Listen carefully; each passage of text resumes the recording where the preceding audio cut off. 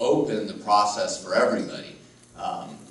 And so I get in quite a few disagreements up the hill with my fellow Unitarian about that. So anyway, that's about me. Where we are. There are three things that the Supreme Court has established with regard to money and financing where we are. First, money is speech. They're the same thing. Second, corporations are speakers and have speech rights. And third, most recently, perhaps most controversially, those speakers, both individuals and corporations, are allowed to make unlimited contributions, financial contributions to the political process. They're called independent contributions, and I'll talk about that in a little bit, how independent they are, even in form and spirit, right? In spirit, they're not independent. Sometimes they're not even independent in form anymore. And there was a question in the debate last week that showed that. So the first thing, how did we get here? Money is speech. This is what I think about this. If I was committed to a given social issue or a political issue or anything, whether it's the environment or reproductive freedom or LGBT issues or race or anything, and I'm passionate about a lot of those things, there are two ways I could pursue that passion.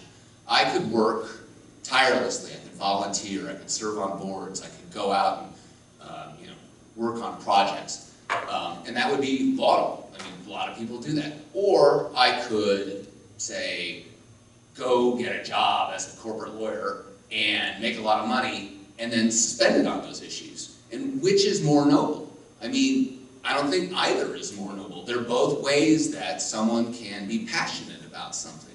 And what if I had a genius idea like Uber or Facebook or something? I could make billions of dollars, like Bill Gates, on reproductive freedom. And at the end of the day, is one volunteer tirelessly pounding the pavement worth more or less than the $1 billion that Bill Gates would spend on some social issue? I don't know, but I don't think it's fair to say that the money is not an expression of passion toward an issue.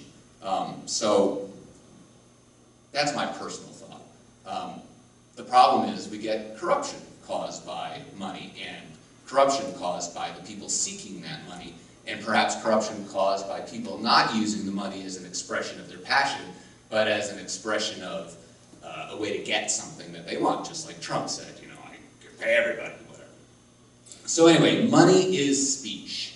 How did we get there? I have a personal connection to how we got there. There was a case in 1988 called Riley versus National Federation of the Blind, and the lead attorney for the National Federation of the Blind was my partner, Earl Koblowitz.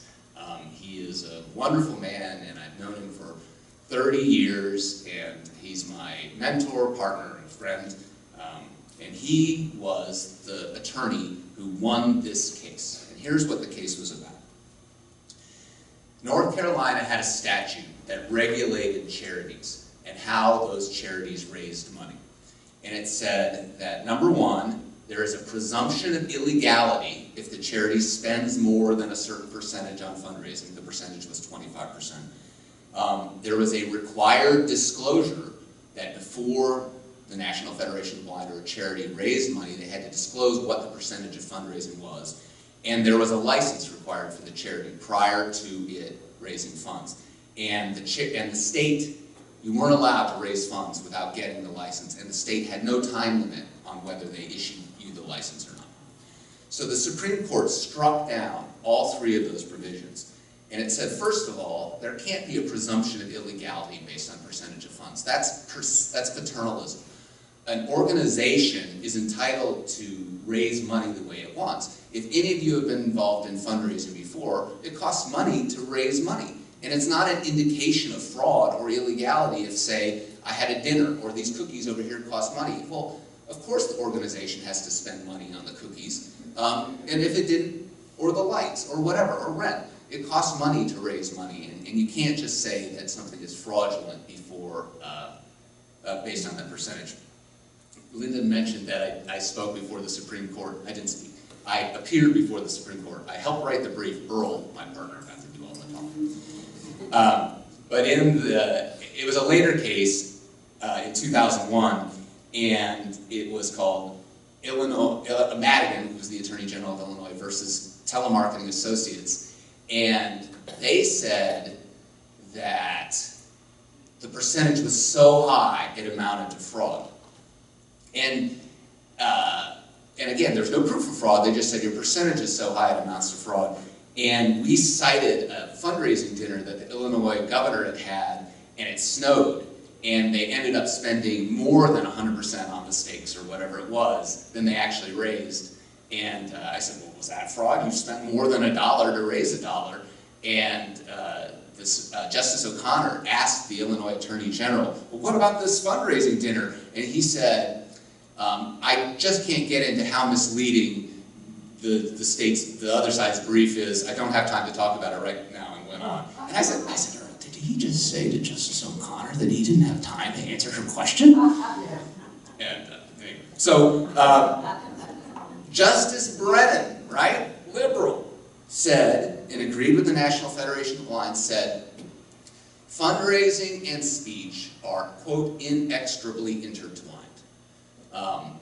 And that the state of North Carolina could not regulate how a charity raises funds like this unless it complied with the First Amendment, and that it didn't have sufficient justification to impose these restrictions. First, the presumption, the fraud based on a percentage had no relation to it actually being fraud, struck that down. The disclosure of fundraising costs was unconstitutional because it was forced speech, and that donors were, quote, undoubtedly aware that fundraising costs money, and that finally the state couldn't use a pocket veto by just sitting on a license to prevent an organization from raising funds. And here's how I say this. I use this example all the time. Why is money speech?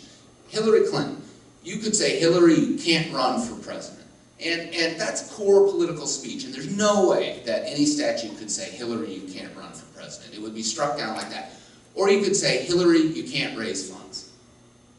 They're the same thing. If you say, Hillary, you can't raise funds, it's the same thing as saying, Hillary, you can't run. And that's what Riley versus National Federation of the Blind said in 1988. That case was the progeny, no, Citizens United is the progeny of Riley, 22 years later.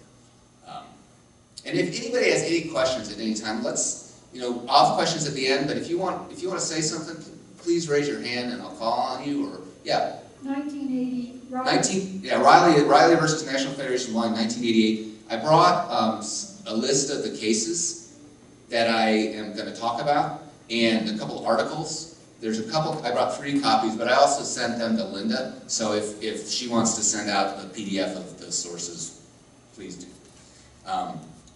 So that's how we got to money is speech, and in today's politics, same thing with a nonprofit organization, or Planned Parenthood, or anybody. You say, Planned Parenthood, you can't have, reproductive, well, they're trying that, right?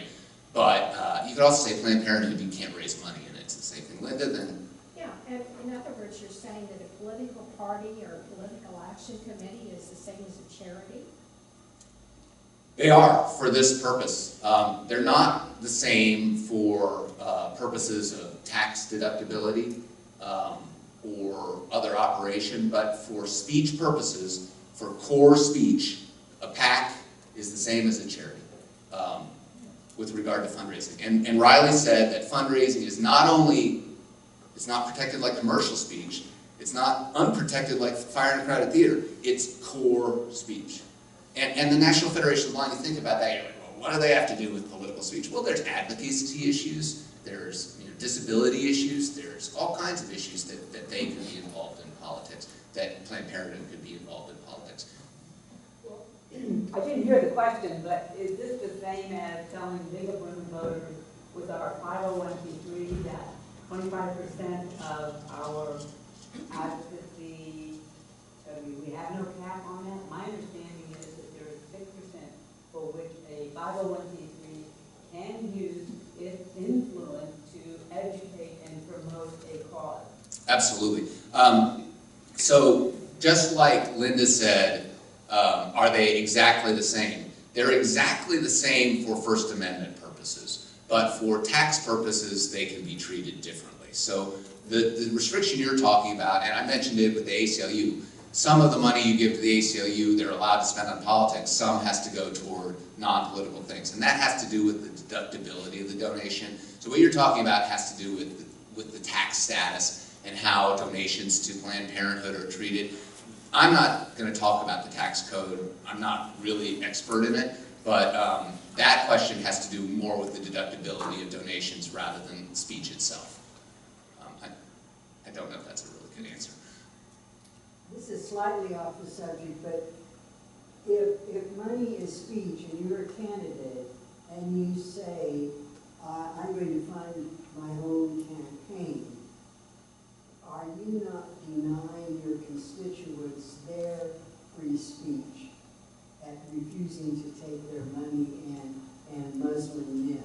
Well, it seems like that's a bit of a hypocrisy. It is a bit of a hypocrisy. The Constitution, however, only applies to the government. So you, as an individual, are allowed to speak the way you want, and another person can't listen to you, can't make you accept a donation. So it really has to do with whether you are a government actor or not. Now, that's an interesting question if you're, like this, what was her name in Kentucky?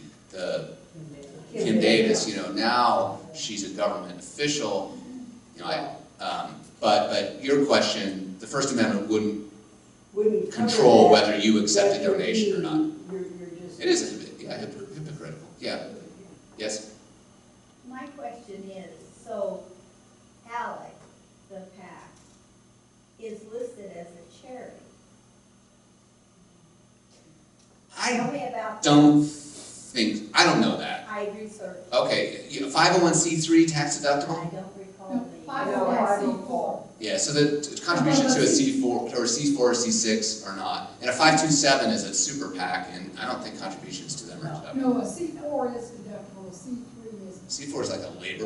No, C3 is. I know C3 is. Yeah. Absolutely. So then that's not a conflict. Some of it is deductible. Well, what? What's My not? question was, so that's not a conflict, Wait, what's not a conflict? that ALEC is listed as a charity? I don't know that they are or not. That's more of a tax question than a free speech question. Let's move on. Yeah, sure. Let's move on. So the next thing is corporations are speakers. And this is something that I get in a big disagreement with my Unitarian friends and colleagues as well. And sometimes they ask me questions like, well, a corporation can't go to the bathroom, it's not a person, blah, blah, blah. And I think that's begging the issue a little bit. And again, like I said, Brennan, liberal, said money is speech. 6-3 decision. And the fact that corporations are speakers, to me, goes back a long way. The New York Times v. Sullivan case, the Pentagon Papers case, involves the speech rights of the New York Times. And then some people say, well, papers are different. I won't make a special exception that papers can be speakers. NAACP versus Button, case from 1963. The Virginia General Assembly, as part of its massive resistance to integration, enacted 5 statutes regulating lawyers. And forgive me for a second, because they forbid the practices of barratry, champerty, and maintenance. And I'm like, what are those? Barratry is stirring up litigation by inducing individuals to sue when otherwise they would not. Champerty occurs when a third party assumes the risk and financial costs of a lawsuit in return for a portion of the money awarded. Maintenance occurs when a third party supports or promotes a litigant's suit in such a way as to prolong litigation when the parties would otherwise have brought an end to litigation. Well, these are things that lawyers are accused of all the time. And the Commonwealth of Virginia, where I went to law school, argued that it was not regulating the free speech of individual lawyers, but it was regulating the activities of a corporation, the NAACP, and therefore it wasn't a First Amendment violation. Yes? I have a question. If any organization is protected relating to free speech, how can an organization speak for every member in the organization? Because there will be a variety of opinions on these subjects. Right, definitely. So how can it be speech. Well, the ACLU has this issue, and I'm sure the League of Women Voters has this issue. I mean, sometimes there's divisiveness. Yeah. And sometimes the way an organization chooses to speak is by delegating. I mean, you elect leaders, a board, that speak for the whole. And if you don't agree with them, you either quit or you work to change the leadership. So, Well, I do understand that principle, but I still believe that the larger principle is that it is not apples to apples when you compare to me, Evelyn, speaking for me, okay, and an organization speaking for just the majority. oh, I agree with you 100%. And there's transparency issues too. I mean, there's issues about, you know, who is funding this that I think are important, and who are you speaking on behalf of, or is it just this, you know, sneak attack which we've seen in lots And of there's such an opportunity for abuse that the organization would reflect something that really was not the opinion of its members. There's a very strong jurisprudence angle with the First Amendment that more is better. More speech is always better than less speech. And so I have disagreement a lot of times with Unitarians about this because they say, well, we want to limit this and limit that. And it's just like, well, truth will out. The more speech, the better. Now, sometimes that's a bad thing, right? Because I can drown out the other side. But generally, I'm in favor of more speech rather than less speech. I once edited a glossary on propaganda terms, and I know the one that, you know, as you tell, big enough, live, often enough, or disinformation and all that sort of thing. And technically that's free speech, Right. but it's also propaganda. And who in the news does that fit, I wonder? Well, I think it'd be a long list, actually. So this case, again, by Brennan, 6-3 case. But for a person who becomes a member of the league, they understand that we arrive at a consensus before we become. So we're not, that covers our fate, we're not. Yeah. Churches. Our church had a banner, what was it? I know it's Black Lives Matter now. It was civil marriage is a civil right, yeah. Okay, so churches. So then, okay, we'll make an exception for papers, the NAACP, and churches. Unions speak. And so then we get to the example of an advertisement. I'm selling peanut butter. Okay, that's speech too. And would it be appropriate for the government to say, no television advertisements for peanut butter? I'm not comfortable saying that.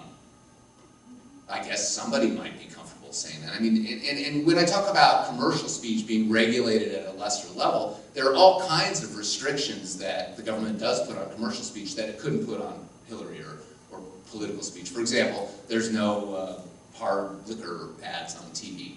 And the Supreme Court has said, well, some court has said, there is a justification that we don't want kids drinking or seeing these advertisements that is sufficient enough that we're allowed to restrict the commercial speech. And as you get closer and closer to the core, the Supreme Court has said those restrictions, the justification for limiting it has to be stronger and stronger.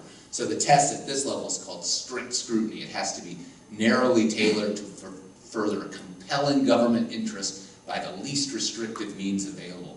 And that's called strict scrutiny. It's often called strict in name, fatal in fact. And the example of something that meets that test is troop ships at sea during times of war. You know, if you can get a judge to apply strict scrutiny to a statute, you win. So that's what I tried to do. Okay, so then the latest development, the third part of where we are, unlimited independent funds on political speech. This goes back to my example of the individual who's committed and passionate about a given cause. And instead of pounding the pavement and working really hard and volunteering, she makes $1 bazillion and donates it. Why should she have, or he have a limitation on how much money he donates or makes? I mean, that just shows I had a great idea and I wanted to give it all to, you know, protecting grizzly bears in the wilderness. Why should there be a limitation on that? And the Supreme Court kind of got to this in two cases. The first in 2010, which was Citizens United. It involved a group that produced an anti-Hillary movie. At the time, there was a federal law that said corporations and unions were restricted from using their general treasury funds to make independent expenditures for speech defined as electioneering communication or for speech expressly advocating the election or defeat of a candidate. So this is corporations being prohibited from spending their general money on elections. And the court, 5-4, Kennedy, ruled that political spending is a form of protected speech. Government may not keep corporations or unions from spending money to support or denounce individual candidates. While they may not give directly to campaigns, they may seek to persuade the voting public through other means, including ads. So that's kind of silly. This is where we get into the silliness of the independence. So they can't give directly, but they can do it on their own. Come on, I mean, sure. And then in 2013, the McCutcheon case, which was a 5-4 decision by Roberts. So now we're moving from the liberals making the important decisions to now conservatives are making these speech decisions, but they're all getting to where we are on those three issues. And McCutcheon involved aggregate spending limits on how much a donor could contribute to candidates for federal office. And in the materials, I have a brochure that shows what those limits are. And so the contribution limits were enacted in 2002, so they don't date back forever. 2002 capped the total amount that any one contributor could donate to candidates during an election cycle. An Alabama businessman named Sean McCutcheon reached this limit, and he wanted to give more money to the RNC. He challenged the aggregate limit as unconstitutional, claiming they violated the First Amendment because they burdened protected speech and were not justified by a compelling government interest. That's that strict scrutiny test that I said. The Supreme Court, over 40 years, has questioned and struck down campaign finance limits. The unconstitutional statutes included limits on how much a candidate's campaign could spend, limits on how much an individual could spend without collaborating with a candidate, a ban on contributions by minors, a contribution limit of $400, public financing programs that punished or rewarded people who did not participate or who made independent expenditures, increased contributions for candidates who are opposed to candidates who fund their own campaigns, we talked about that, and independent spending by corporations or unions. So it struck down all these types of restrictions, and McCutcheon was the culmination of that, striking down these aggregate financing needs. So then there's one really important decision that got us to where we are now with the super PACs, and that was a case called Speech Now versus FEC. It came out less than 2 months after Citizens United, and it said PACs that did not make contributions to candidates directly could accept unlimited contributions from individuals, unions, and corporations, both for-profit and non-profit, for the purpose of making independent expenditures. So what does that mean, independent expenditures? There's 2 articles in the materials from the Atlantic that talked about how it's a joke. They're not independent at all. They're not independent in form or substance. Well, they're independent in form, but no one even justifies the form. No one even pretends anymore. Exhibit A was Restore Our Future, a super PAC organized by Mitt Romney in 2008. On November 30th, 2011, Newt Gingrich led Mitt Romney in Iowa by 14 percentage points. In the next 30 days, Restore Our Future spent more than $3 million on negative anti-Gingrich ads, twice the amount spent by the Romney campaign itself. And the final result was that Romney won with 25% of the vote. So this organization that was supposedly independent read a poll, kicked in, spent a bunch of money, and Romney won the campaign. Even more glaring was a question last week that was asked to Jeb, with the exclamation point, right? Jeb. And this is, we were talking about it, how they tried to set the candidates against each other, and so this was an example of that. Mr. Trump has repeatedly said that the $100 million you've raised for your campaign makes you a puppet for your donors. Are you? I was going to answer.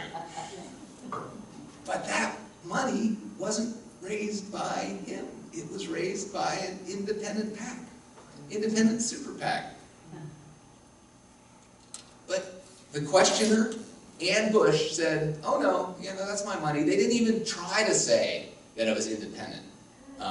So McCutcheon, Citizens United, McCutcheon, and Speech Now basically mean unlimited funds corporations can spend on elections, and they really don't even have to be independent. And I credit Stephen Colbert with educating a lot of America about that. With that, what was his PAC called? Some crazy thing, American now or something. Yeah. And then he transferred it to Jon Stewart. Exactly. And they had the lawyer on TV too. Okay, so that's where we are. Where do we go from here? Option A, status quo. Same as we have now. Is this a big problem? You know, in my example of the money, you know, I could be passionate and maybe that's how I want to spend my money. And Is there a question of balance? That's what I've been thinking for the last few minutes.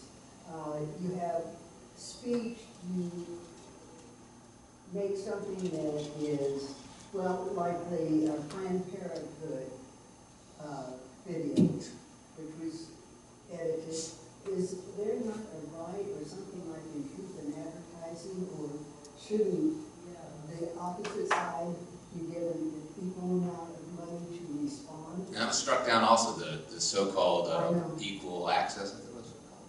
Yeah. Equal time, something like that. Well, here's the argument from the First Amendment. Truth will out. And if somebody wants to speak falsely, there will be a counter. Now, the journalism... Right.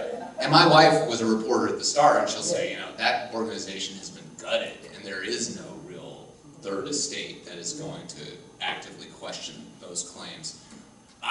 In my heart, I'm still a truth will out type person, and I think that there has been a truth will out with that Planned Parenthood thing. I mean, they've been discredited. The people who believe in them hated Planned Parenthood anyway, so perhaps it's been a fundraising boom for Planned Parenthood. I don't know, but that's what I think. I think truth will I was out. thinking more on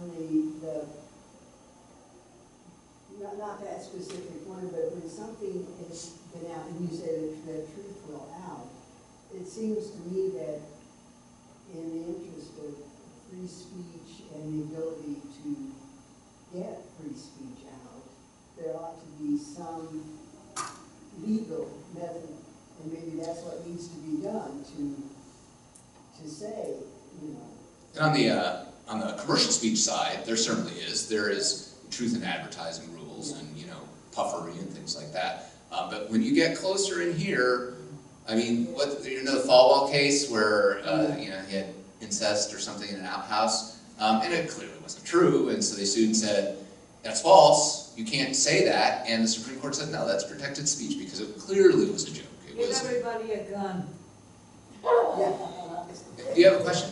Yeah, was your question a few minutes ago, is it a problem that organizations are seen, have the same rights to free speech and can spend, and a person who has a lot of money, whether a person has a lot of money, maybe in control of an organization. I just heard you, no matter what you said, my ear heard you ask, is the right to spend all the money you've got in the world, billions, millions of dollars, is that a problem? And my answer is, yes, it's a problem. Our government right now is owned by huge donors. It's common knowledge that candidates who run for office look for donors with big bucks, and then many of them are then controlled. That's Yeah, you you did not mishear me. I don't necessarily think it's a problem. Well, and this is why I might disagree with a lot of my... You think it's not a problem? No, I don't know. I just don't know that it's a problem. You don't And know. I have I'm going to talk about three things about, you know, where we can go from here, and then you can make the decision if it's a problem. But no, I firmly believe that money is speech. And my example is the Hillary example, and I could give tons of other examples. I mean, the ACLU does lots and lots of things to protect minorities and the civil liberties of all of us, and if it couldn't do those things. So I firmly believe that. I believe that corporations have speech rights, and I gave examples of those. Do I think there's abuse? Yeah, I think there's abuse. But part of the First Amendment is the truth will out. We have to listen to falsehood sometimes, because if I silence your falsehood, it becomes forbidden fruit.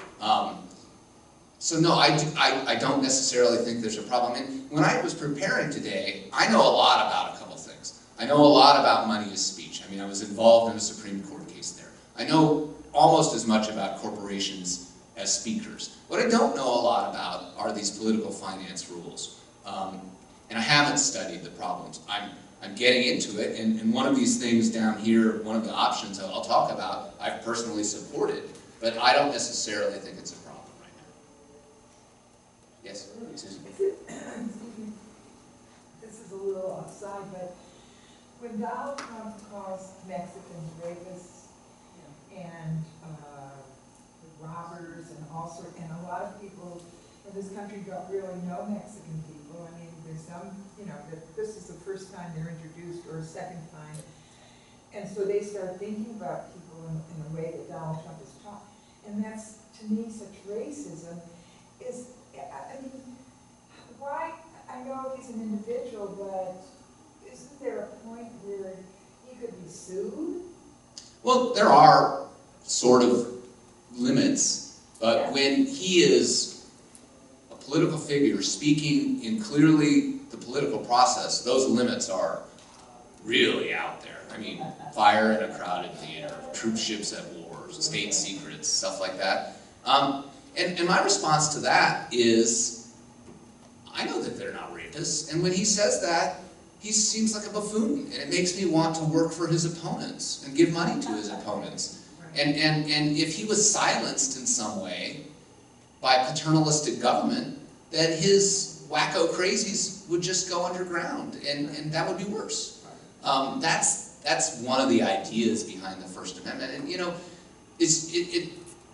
those protections, those liberties that you enjoy don't come without a cost. The cost is you have to listen to crazies every once in a while, and worse. So yes, there are limits, but they are, it's very rare. And I think that it is more us, the listener, that gets to react and say, this guy's not going to be safe holding the codes to the bombs. So, anyway, so status quo. Go ahead. Well, the question, go on, it just went away. We have time. What you said, however, do you really believe that the founders who wrote the Constitution really intended for any kind of organization to have equivalent free speech rights to an individual? So, interesting question about constitutional interpretation, right? There's different schools that say original intent is what matters, and Scalia is the scion of that right now. And there are other sides that say, times change. Given the effect, see, back then, they didn't campaign for president. They didn't raise money. It was considered bad form or something to politics. It was like Andrew Jackson was the first one that did. I could be wrong. I'm just making that up. Politics, I'm talking about speaking on slavery, speaking on anything. I think under the Constitution now, yes. Do I think that's right? Not necessarily. My personal opinion doesn't matter. Under the Constitution now, yes. Do I think the original founders thought that? No, I don't. A corporation didn't exist in the same form that it did that. So the answer is no. Okay, so is the status quo bad? I certainly see arguments that it is, okay? The two political parties, on the other hand, say, oh no, we're both well-funded, we fight, but we think of them as just like dividing the spoils among ourselves. And who's left out by the two major political parties? Well, a Green Party or somebody who's not served by these two kind of omnivorous groups that are both trying to get the line between themselves so close that there's nothing else. So I think there is a problem with the status quo, and I think it's mostly with shutting out of the third parties. And they can't raise enough money to affect that debate because the two behemoths are there, and the two behemoths do not protect their interests. Well, the question I was having is like, I am a person who belongs to a political party. I can't get, my speech is limited. If money is speech, then the fact that I could have the same number of votes as the person that has an awfully lot. But it seems to me that more that money is influence rather than speech. The question is my speech and my influence on my money is just, I don't have equal rights under the law this way. And it reminds me of an old joke that my husband's minister. This guy was up there, he was a fiery speaker, and he was just carrying away his community. And so this young ministerialist went up to look at his sermon notes, and in the comment it said, point weak, yell like hell. Lawyers are supposed to argue the facts if the law is not good, argue the law if the facts aren't good, and argue loudly if neither is good. Okay, so I voted, I'm a consistent liberal voter, and you know, after these cases, Barack Obama was reelected. You know, I mean, is it that the rich right is going to control everything? Well, that's not the way it's turned out. But that kind of gets away from the argument that I said that, you know, you have to be rich. It's either the rich Democrats or the rich Republicans. This group gets shut out. Yes? But in the states. The states, yeah, right. And so the Republicans control, what, 2/3 of the governors? And I mean, it's bad. And that is going to be like a 20-year problem with redistricting where it's going to trickle up. Yeah, I don't know what to do about it. So status quo, okay. That's one option, right? Seek to overturn Citizens United. There's two ways to do that. One would be through court challenge. Really, really hard to do. There's the principle of stare decisis, which means they are not supposed to overturn things that they did before they do, but you have to overcome that. The fact that the court turns over so slowly that a court challenge to this just seems impossible to me. Legislatively, in 2013, Tom Udall, Democrat in New Mexico, introduced a proposed amendment to the Constitution. It was called Senate Joint Resolution 19 to advance the fundamental principle of equality for all, protect the integrity of the legislative and electoral process. It would modify the First Amendment. It would confer power on the Congress to regulate the raising and spending of money in federal elections and give states power over the same election. The problem is those federal legislators are captured, right, by the process. They have no interest in changing the process. Their only interest is in self-preservation. And the final one that I personally financially supported, not a lot of money, but I thought it was a very interesting idea. I heard it on a podcast. It was a state constitutional convention to modify the Constitution. Article 5 of the Constitution describes the process where the Constitution can be altered. So you asked if it was my personal belief, right? My personal belief is this is what the Constitution says now. It doesn't mean it's right or wrong. It doesn't mean I think it's right or wrong, but that's what the Constitution says now. So you want to change it? Change the Constitution. I think that's fine. I am a huge believer in the Bill of Rights and Civil Liberties, and I was worked for the ACLU forever. Because I believe in that. And if you want to change it, let's change it. There's a process in the Constitution to change it. And people say, well, it's so hard to change the Constitution. Well, the founders made it hard for a reason, and it's lasted for more than 200 years. Good system. It's supposed to be hard. Okay, so you can do it in two ways. One is to get a supermajority of the Senate and the House, and then it's sent to the states for ratification. But this group called WOLFPAC, W-O-L-F-P-A-C, says that the second way is the way to do it, because Congress is captured by the donors and the financial interests, and they're not going to do it. They're never going to get a supermajority together to propose an amendment. A constitutional amendment may be ratified by Congress at the request of the legislatures of 3/4 of the state, or state ratifying conventions in 3/4 of the state. That's 38 states.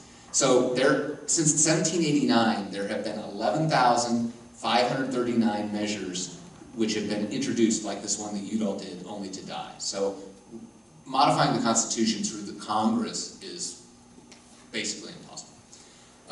But the state ratifying convention, the Wolf Pack says that a state legislator can be influenced by as few as 3 calls from constituents, because they say, oh, okay, this means, 3 times whatever is the actual people that care about this. And they say, contact your state legislature, let's do a state convention to propose an amendment to the First Amendment. They say, we don't care what form it takes, but here's the idea.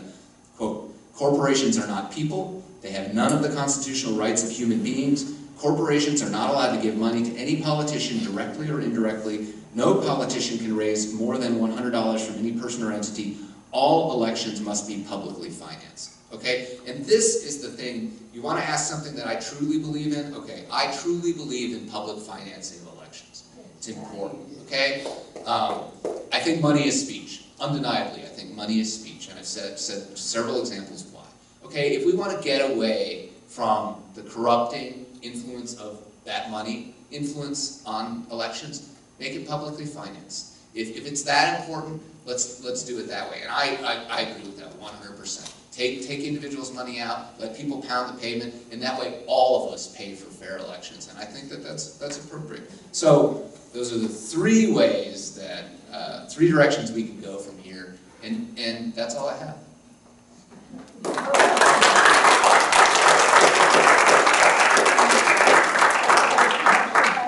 We have time for a few more questions if anybody has any. Yeah? Well, I thought that we still have public funding and that Obama chose not to use it. Right, they opted out. And this is something I don't know as much about, but right, if there's a way that they can get public financing, but it's so little compared to what is actually needed to win an election between those 2 behemoths that they all opt out of it. So we need to We need to make it mandatory, right.